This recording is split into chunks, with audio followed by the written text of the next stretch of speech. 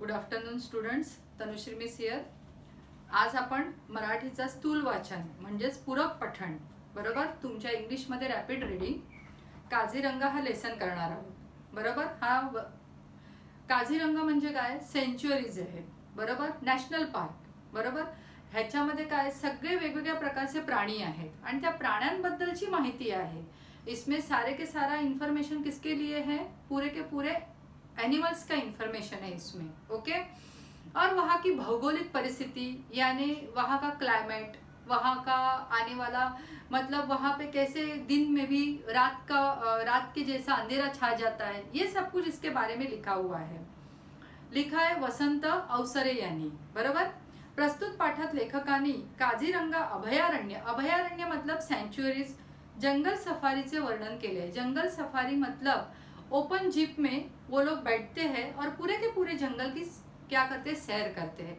या फिर किसी प्राणी के ऊपर बैठते हैं, मतलब हाथी के ऊपर ये होता है, गद्दी बिद्दी डाली रहती है, उसके ऊपर आपको बिठाया जाता है और आप लोग पूरे जंगल को क्या करते हो, देखते हो बराबर. अभी आगे देखना. सुमारे 265 चौरस किलोमीटर, 65 चौरस किलोमीटर मतलब 265 चौरस किलोमीटर मतलब क्या है, स्क्वायर किलोमीटर मतलब इतना बड़ा जंगल. ओके. विस्तार असलेली काझीरंगा पशुस्थळी अथवा अभयारण्य साऱ्या भारताचे एक भूषण आहे.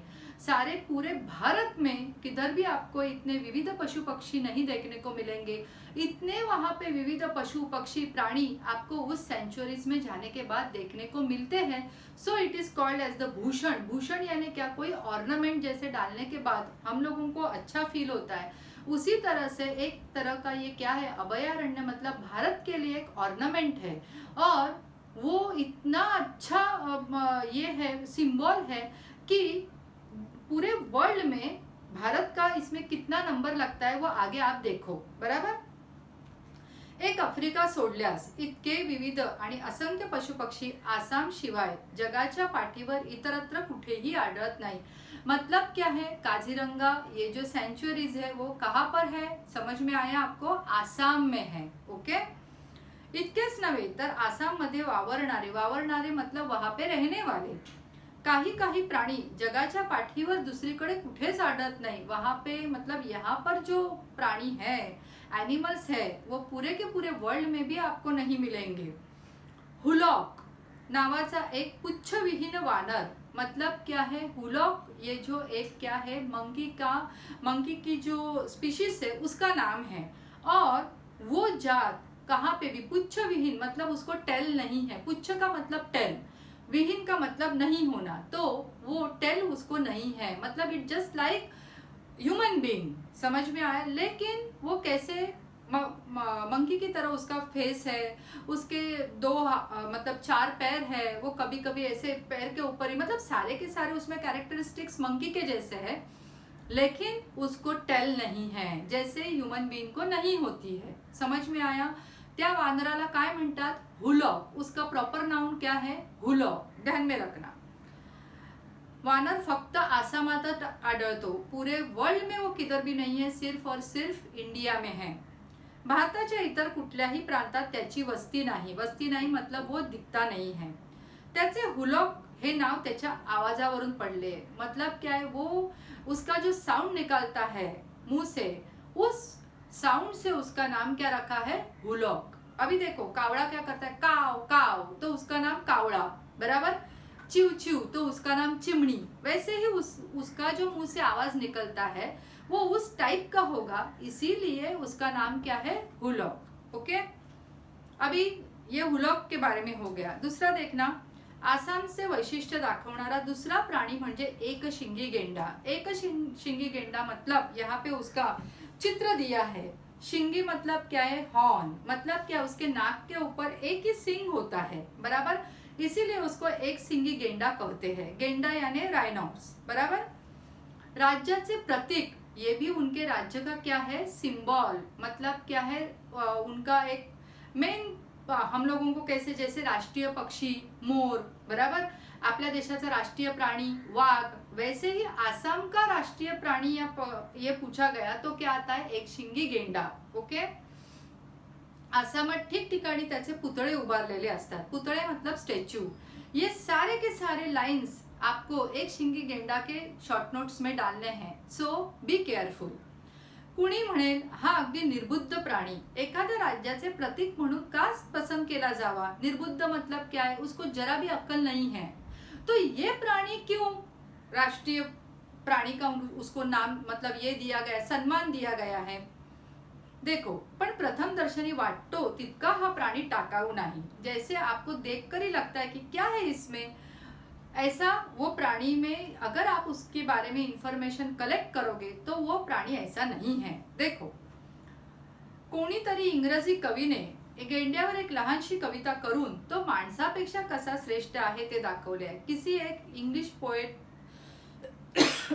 सॉरी किसी एक इंग्लिश जो पोएम तैयार करता है, उस पोएट ने उसके ऊपर एक छोटी सी पोएम तैयार की है और उसमें उसने बताया है कि ये एक शिंगी गेंडा मनुष्य से भी कितना अच्छा है. ओके. एखाद्याचा पुतळा पाहणे आणि त्याला प्रत्यक्ष पाहणे यात फरक असतो. किसी का स्टैच्यू देखना और किसी को सामने देखना, इसमें बहुत ज्यादा डिफरेंस होता है. मी तर गेंडा व त्याच्याबरोबर आसामातले इतर पशु पक्षी प्रत्यक्ष मतलब क्या है वहां पर जाकर व जवळून मतलब एकदम पास से पाहण्याची संधी मिळावी मतलब क्या है चांस मुझे मिले म्हणून काझीरंगाला आलो होतो. अभी लेखक तिकडे का आला होता, यहाँ पे ना छोटे छोटे क्वेश्चन आंसर बिल्कुल नहीं होते हैं, यहाँ पे पूरे ब्रीफ ही लिखे जाते हैं. इसके लिए आपको लेसन का हर एक लाइन समझ में आना बहुत इंपॉर्टेंट है. देखो, अशा ठिकाणी वन्य पशु बहुधा सकाळी लवकर अथवा सूर्यास्ताच्या वेळी पाहायला मिळतात. एकदम मतलब एकदम सूरज उगता है तभी या फिर सूरज डूबता है तभी. बराबर. सूर्यास्त मतलब डूबना और एकदम सुबह सुबह मतलब क्या है सूर्योदय. समझ में आया. आदल्या रात्री खूप पाऊस पडला होता. अभी जंगल है तो वहां पे कभी भी बारिश होती है. तेव्हा सकाळी जर पावसाची बुरबुर चालू राहिली तर जंगलात जाणे कठीण है मी जाणून होतो. अगर सुबह में भी बारिश गिरती रही तो हमको जंगल सफारी में जाने को नहीं मिलेगा, ये मुझे पता था, ऐसा लेखक कहता है. पण माझे नशीब जोरदार होते, लेकिन मेरा लक बहुत ही अच्छा था, स्ट्रॉन्ग था. दुसऱ्या दिवशी सकाळी आकाश पूर्णपणे निरभ्र होते. दूसरे दिन सुबह सुबह पूरा का पूरा आकाश एकदम अच्छा था, जरा भी बारिश गिरेगी ऐसा नहीं लग रहा था. पूर्वेचा वारा पण इतका शांत होता कि जंगलात फिरणाऱ्या जनावरांना आमचा वासही येणे कठीण होते. देखो, सारे जितने भी एनिमल्स होते हैं, वाइल्ड एनिमल्स या फिर पेट एनिमल, वो लोग किससे पहचानते हैं कौन सा प्राणी आजू बाजू में है, सिर्फ और सिर्फ स्मेल से पहचानते हैं. तो वहां पे अगर ये जो पवन का जो झोंके होते उसका अगर उन्होंने क्या बोला है, पूर्वेचा वारा काय होता, शांत मतलब क्या था, एकदम एकदम मतलब एकदम लाइटली वो बह रहा था. तो मनुष्य वहां पे आए हैं, वो स्मेल वाइल्ड एनिमल को नहीं आएगा और इसके लिए वो बिंदास पूरे जंगल में घूमेंगे और फिर हमको उनको देखने को मिलेगा. तो ये सारे पॉइंट्स जो है वो बहुत इंपॉर्टेंट है. जंगल में घूमने के लिए हमें क्या क्या चाहिए, एक तो बारिश बिल्कुल नहीं चाहिए और जो पवन के झोंके होते हैं वो बहुत ही शांत बहने चाहिए, तो ही हम लोग प्राणियों को देख सकते हैं. Otherwise it's highly impossible. अगर उनको हमारा स्मेल आया तो वो लोग अपने अपने जगह से बाहर निकलते नहीं हैं. समझ में आया आपको. अभी देखो, काझीरंगा भूमि ही कर्दम भूमि आहे. कर्दम भूमि का मतलब लिखकर रखना, चिखलाची भूमि. चिखलाची भूमि मतलब क्या है, फुल ऑफ मड. जगह जगह पे चिखल ही चिखल है, पूरा का पूरा किचड. इथल्या कमरे इतक्या चिखलातून फिरणे माणसाला अशक्य. यहाँ तक मतलब क्या है, अपने वृष्ट यहाँ तक अपने क्या बोलते हैं उसको, कमर तक क्या रहता है, पूरा का पूरा मड रहता है. ओके. और उसमें से इतने कमर तक के मड में से चलना किसी भी आदमी को पॉसिबल नहीं है. शिवाय इथे सर्वत्र इतके उंच गवत वाढलेले असते कि त्यात हत्तीवर बसलेला माणूसही लपून जातो और सब जगह पे इतना बड़ा बड़ा बड़ा बड़ा ग्रास रहता है कि हाथी के ऊपर बैठा हुआ जो आदमी होता है वो भी नहीं दिखता है. मतलब उसको उस पर्टिकुलर ग्रास को नाम क्या दिया मालूम है, एलिफेंट ग्रास. क्या दिया गया है, एलिफेंट ग्रास. ओके. प्रवाशांना या जंगलातून फिरवून आणण्यासाठी आसाम सरकारने 15 ते 20 हत्ती खास शिकवून तैयार ठेवले आहेत। मतलब क्या है, जो भी यहाँ पे ट्रैवलर आते हैं उनको पूरे जंगल की सैर करने के लिए वहाँ के सरकार ने 15 to 20 एलिफेंट है उनको ट्रेन करके रखा है। आपको ऐसे किसी भी एनिमल्स के ऊपर बिठाते नहीं हैं, अदरवाइज वो एनिमल्स कभी कभी उनको गुस्सा भी आता है, तो उनको गुस्सा ना आए, वो आपके साथ एकदम अच्छे से व्यवहार करे, इसके लिए उनको ट्रेन किया जाता है। बराबर। हे हल्ली वन्य पशूंना घाबरत नाही व दाट गवतातून ते मार्गही काढू शकतात और उनको इस तरह से ट्रेन करते हैं कि सामने उनके कोई भी वाइल्ड एनिमल आ जाए वो डरेंगे नहीं, ऐसे उनको ट्रेन करते हैं। और वो लोग बराबर से उनको अपना वे भी मालूम होता है कि कहाँ से हमको जाना है। समझ में आया? ये हर एक ट्रेन एनिमल में आपको देखने को मिलेगा। बहुत दूर जाने की जरूरत नहीं है। घोड़ा गाड़ी देखो अपने इधर की, वो घोड़े वाले को बराबर घोड़े को पता रहता है कि कौन से वे से हमको जाना है, हमको कितनी सवारियां करनी है, सब उनको पता रहता है। उसी तरह से ये हाथी का भी है। ओके, असा समज आहे, साधारणतः असा समज आहे की गेंडा हत्तीच्या अंगावर चालून जातो। ऐसा कहा जाता है कि गेंडा जो है, ये जो राइनोस है, वो हाथी को देख के उनके ऊपर अटैक करते हैं, ऐसा कहा जाता है। पण शेजाऱ्याला निष्कारण त्रास देणे वन्य पशुच्या रक्तात नसते। मतलब क्या है, जानबूझ के किसी को सताना ये प्राणियों में नहीं होता है, बिल्कुल भी नहीं। मनुष्य कर सकते हैं, ह्यूमन बीइंग करते हैं। हाँ, ये ऐसा है ना, इसको थोड़ा आज हम लोग सताते हैं, ये मनुष्य ही सिर्फ कर सकते हैं, बाकी किसी में ये गुण नहीं होता है, दुर्गुण नहीं होता है। अभी देखो, गेंडा देखील या नियमाला अपवाद नहीं। मतलब क्या है, राइनोस के लिए भी यही जो नियम जो है, ये जो उन्होंने रूल्स बनाए हैं पशु पक्षियों ने, वो भी उसको फॉलो करता है। वो भी अगर सामने कोई आता है, हाथी आता है, तो जानबूझ के जाकर उसके ऊपर अटैक नहीं करता है। समझे? क्वचित केव्हा तरी एकटा असलेला गेंडा समोर येणाऱ्या पशुवर धडक मारायला निघतो, पण एकलकोंडाचे पर्यवसान तिरसटपणात झाले तरच। मतलब क्या है, अकेला रह रह के अगर उसको बहुत जब कंटाला आता है ना, तब सामने अगर उसको कोई पशु या प्राणी दिखता है तो फाइटिंग करने का उसको मूड हो जाता है और तब वो फाइटिंग करता है, नहीं ऐसा नहीं, नाही तर नवलच।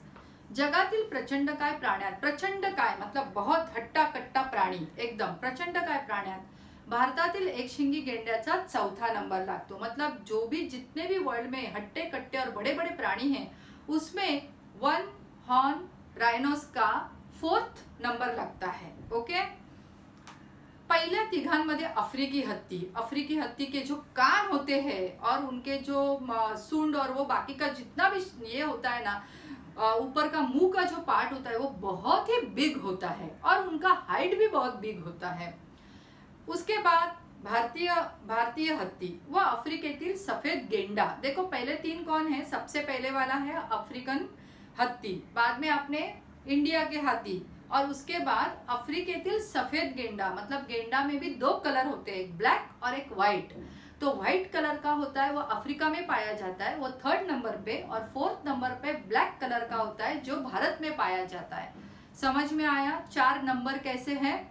फर्स्ट 1 अफ्रिकेतला हत्ती, 2nd भारतीय हत्ती, 3rd अफ्रिकेतील सफेद गेंडा और 4th आसामचा गेंडा। समझा? जंगलात फिरण्यासाठी मला एक हत्तीण मिळाली। अभी इनका जंगल सफारी चालू हो गया लेखक का। उनको कौन मिली? एक हत्तीण मिली, बराबर, मतलब फीमेल एलिफेंट मिली। तिचे नाव वैजयंती असे होते। हर एनिमल को नाम से अगर उनको पुकारे तो उनको बहुत अच्छा भी लगता है और उनको समझता भी है कि ये मुझे बुला रहा है। मोठी देखणी, एकदम सुंदर, ब्यूटीफुल, इंद्राच्या ऐरावताची मुलगी शोभेल अशी होती ती। देखो इंद्र भगवान जो है, उनका जो वाहन बोलते हैं, जैसे अपने गणपति का वाहन कौन है? मूषक, उंदीर मामा। वैसे ही इंद्र का वाहन क्या है? हाथी। और वो सफेद कलर का बहुत ही सुंदर हाथी होता है और उसे कहा जाता है ऐरावत। और उस ऐरावत की वो लड़की लगे इस तरह से वो सुंदर थी, बराबर, उसकी आंखें बहुत सुंदर थी या उसकी चाल बहुत सुंदर थी, वो दिखने में बहुत ही सुंदर थी, बराबर। चालत पण होती अशी ऐटीत की गवतातून चालताना जणू रेशमी साडी सळसळते आहे असे वाटावे। जैसे ही वो एलिफेंट ग्रास में से चलती थी तो ऐसा लगता था कि किसी औरत ने अपने साड़ी का जो पल्लू है वो कैसे ग्रास के ऊपर से ऐसे निकलता है और वो ग्रास बहुत सुंदर लगती है।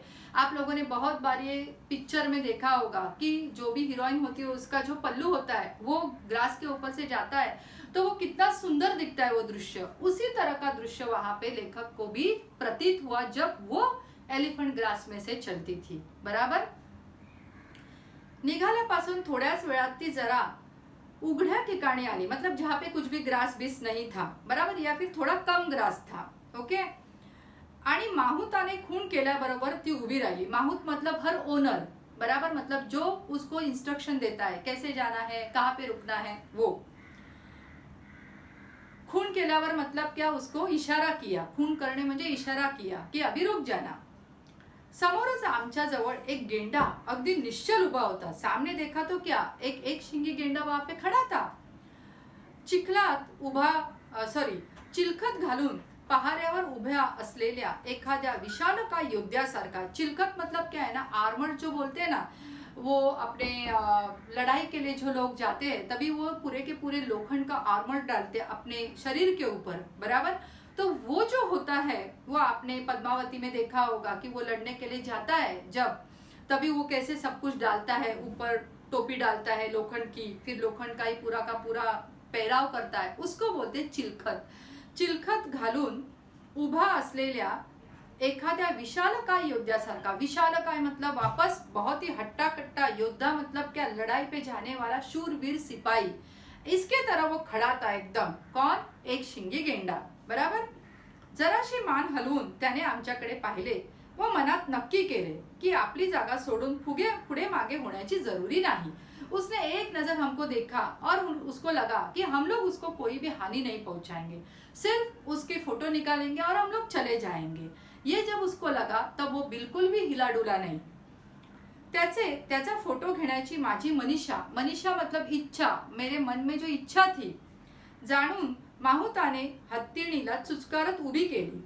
मी गेंड्याचे मनसोक्त फोटो घेतले। माहुत ने भी क्या किया, जो उसका ओनर था उसको बोला चुप खड़ी हो जाए यहाँ पे जरा 10 मिनट, इनको क्या करना है, अभी फोटो निकालना है। और मैंने बहुत मनसोक्त मतलब क्या है, जी भर के मैंने उसके फोटो निकाले, बराबर। सामने से एकदम पास से किसी प्राणी का फोटो निकालना, और वो भी वो प्राणी एकदम आराम से खड़ा है, ऐसा बहुत कम होता है। समझ में आया। ये हो गया पूरा एक शिंगी गेंडा और वैजयंती के बारे में पूरा दिया है। त्या माहुताकडून 2 गोष्टीची माहिती मिळाली। वो जो हाथी का ओनर था उसके पास से 2 चीजों की हमें इन्फॉर्मेशन मिली। बाजारात एक गेंड्याच्या नाकावरील शिंगाची किंमत जवळजवळ 2000 रुपये इतकी असते, ही एक। आणि दुसरी अशी की शरीर थंड राखण्यासाठी चिखलाने अंग माखवून घेणारा हा सामाजिक आरोग्याचा भोगता असतो। अभी ये लाइन्स है ना, अपने को शॉर्ट नोट में डालने हैं। देखो, एक शिंगी गेंड्याच्या शिंगाची किंमत, वो जो सिंग होता है उसका कीमत 2000 रुपीज होता है। और शरीर ठंडा रखने और अपने शरीर को पूरे के पूरे बॉडी को ठंडा रखने के लिए वो मड में क्या करता है, खुद को पूरा का पूरा मड में क्या करता है, अपने आप को पूरा मड उसके ऊपर वो लगा के रखता है, पूरे शरीर के ऊपर। मड थेरेपी बोलो आप लोग, चलेगा। समझ में आया तो आपको जल्दी समझेगा। तो वो ऐसा करता है और सामाजिक आरोग्याचा भोगता असतो। मतलब क्या है, वो उसको हम लोग ऐसे बोल सकते हैं कि सामाजिक यानी सोशल आरोग्याचा भोगता मतलब क्या है, हाइजीन में सबसे ऊपर होता है ये। उसको हाइजीन रहना मतलब अच्छा रहना बहुत पसंद है। किसको, एक शिंगी गेंडा को। देखो, सबंध मोठ्या जंगलात फक्त एकाच ठिकाणी जाऊन तो अपनी विष्ठा टाकतो। पूरे के पूरे जंगल में वो एक ही जगह पे जाकर अपना क्या करता है, जो भी उसका विधि रहता है वो करता है। मतलब क्या है, he excrete only 1 place in full jungle, ये ध्यान में रखना, बराबर। कित्येक मैल दूर असला तरी त्याच एका जागेवर तो नेहमी परतून येतो। कितना भी वो दूर हो जाए, जंगल में कितना भी मैल दूर हो जाए, लेकिन जब भी उसको एक्सक्रीशन करने का रहता है वो वापस उसी जगह पे आके करता है। इतना वो क्या है, डिसिप्लिन में रहने वाला प्राणी है। ऐसा प्राणी आपको पूरे वर्ल्ड में नहीं मिलेगा। समझ में आया। इसीलिए उसको बोलते हैं हाइजीन का पूरा रूल्स फॉलो करने वाला एनिमल। समझ में आया। घाण वाटेल तेथे टाकू नये, शेजारा पाजारांना त्रास होईल असे वागू नये, हे समजणारा गेंडा निसंशय शाणा म्हटला पाहिजे। देखो किधर भी अपना जो विष्ठा है, हम लोग बोलते हैं मराठी में विष्ठा बोलते हैं, वो किधर भी नहीं डालने का, बराबर, या फिर लोगों को उसका स्मेल, गंदा स्मेल आए ऐसा करने का, ये उसको बिल्कुल भी पसंद नहीं। देखो प्राणी को समझता है और हमारे बाकी के जगह पे आपने को बताना पड़ता है कि टॉयलेट का यूज करो। समझ में आया? तो इससे आप समझ लेना कि वो प्राणी कितना होशियार होगा और उसे समाज का कितना ख्याल होगा। समझ में आया? ध्यान में आया? अभी देखो, माहूताने खूण केली व गरकन वळसा घेऊन वैजयंती दुसरीकडे निघाली। माहूत ने जब भी उसको बताया, ऐसा उसको बोला कि चल अभी जाते हैं, तभी उसने क्या किया, गरकन वळसा मतलब क्या, ऐसे गोल राउंड लिया उसने और वो दूसरी जगह पे जाने के लिए तैयार हो गई। त्याच वेळी एक पांढरा शुभ्र गाय बगड़ा मतलब क्या है, बगड़ा यानी क्रेन, और जो गाय के पीठ के ऊपर बैठता है, काऊ के पीठ के ऊपर बैठता है, तो उसको बोलते हैं गाय बगड़ा। अभी वो उनके ही पीठ के ऊपर मतलब उनके बैक के ऊपर क्यों बैठते हैं, ये हमें आगे बताया है। देखो, गाय बगळा डोक्यावरून पंख हलवत उडाला। मी लगेच मनात नक्की केले की जवळपास कुठेतरी रान म्हशींचा कळप असला पाहिजे। रान म्हशीचा मतलब वाइल्ड बफेलो, कड़प मतलब क्या है, उनका पूरा का पूरा ग्रुप, झुंड, समूह किधर तो होगा। इसके लिए ये क्रेन यहां से गया। अभी वो क्यों गया देखो, माझा तर्क मतलब क्या है, मैंने जो सोचा था, बराबर, तर्क यानी क्या, मेरा जो सोचना खरा ठरला, मतलब मैंने जो सोचा था मन में वही बराबर निकला। गिरकी घेऊन बगळा जिथे उतरला त्या दिशेने माहूताने वैजयंतीला हाकारले मतलब उस साइड उसको बोला कि चल अभी उस साइड जाते हैं। आणि 5-15 म्हशींचा एक कळप शांतपणे चरताना आमच्या दृष्टीस पडला। चरताना मतलब क्या, वहां पे वो लोग ग्रास खा रहे थे और आराम से घूम रहे थे। कौन? Wild buffalo. वाइल्ड बफेलो अपने ये बफेलो से बहुत अलग होती है, वो भी देखने को मिलना और इतने शांति से, वो भी एक बहुत बड़ा नसीब होता है। ओके, म्हशी गवतातून चालतात त्यावेळी गवतातले अनेक लहान लहान कीटक घाबरून हवेत उड़तात। जैसे ही वो बफेलो जो होती है वो जब चलती है ग्रास में से, तो ग्रास में छोटे छोटे कीटक होते हैं। मतलब क्या है, सारे के सारे छोटे, हम लोग बोलते हैं बटरफ्लाई होंगे या फिर फ्लाइज होंगे, तो वो ना डर के मारे उड़ते हैं और जाकर कहाँ पे बैठते हैं, ये बफेलोज के बैक के ऊपर बैठते हैं, पीठ पर बैठते हैं, बराबर। देखो, त्यांना खाण्यासाठी बगळे नेहमीच म्हशीच्या जवळ अथवा पाठीवर येऊन बसतात और उनको खाने के लिए ये क्रेस जो होते हैं वो बफेलो के पीठ पर आकर बैठते हैं। विशाल शिंगांच्या, शिंग मतलब मालूम है ना सबको, भैंस को या गाय को क्या होते हैं, सिंग होते हैं। विशाल मतलब बड़े बड़े, मैंने पहले ही बताया ये वाइल्ड बफेलो है तो उनके सिंग बहुत बड़े रहते हैं। विशाल शिंगाच्या 10-15 म्हशींच्या मधून वावरणारे बगळे पाहून मनात आले की निसर्गाची ही काळ्यावरची पांढरी लिपी केव्हा तरी कागदावर चित्रित केली पाहिजे। मतलब क्या है, ब्लैक कलर की मस्त वो वाइल्ड बफेलो और उसके ऊपर एकदम व्हाइट कलर के ये क्या है, क्रेन।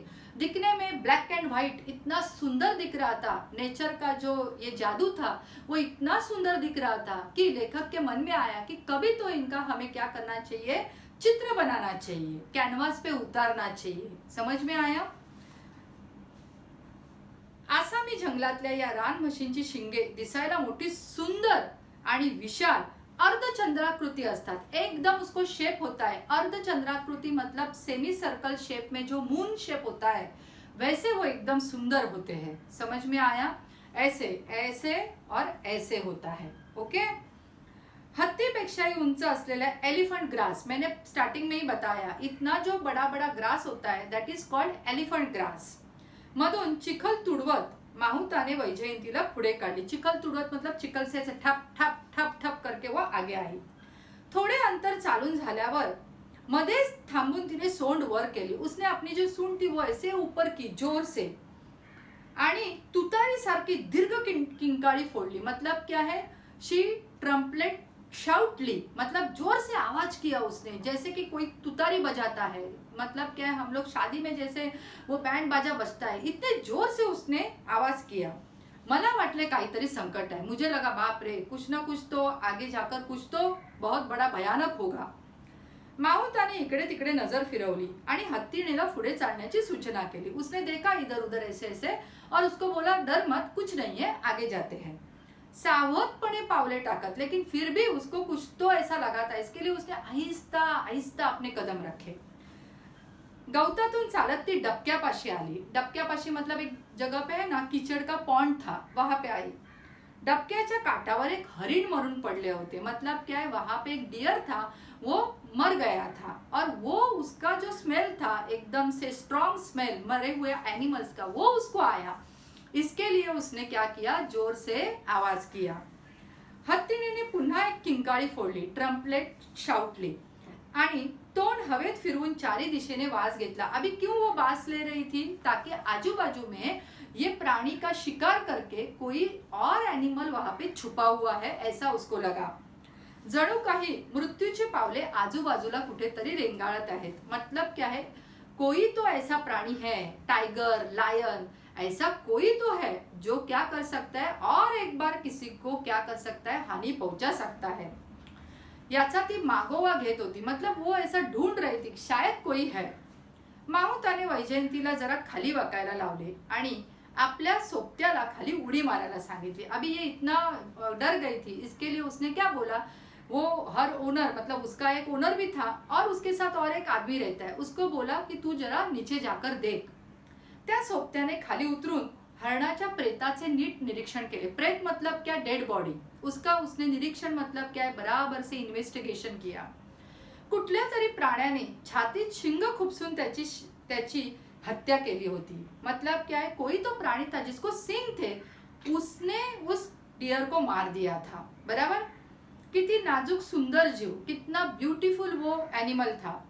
पण जनावराच्या एका आंधळ्या वेड्या लहरी बरोबर चक्काचूर झाला त्याचा. मतलब क्या है, किसी ने पागल की तरह या इन दोनों ने ही बहुत जोर जोर से एक दूसरे के साथ फाइटिंग की होगी और वो दूसरा जो एनिमल है उसके सिंग उसके चेस्ट में लगा और वो मर गया. माझे मन क्षणभर बधीर झाले.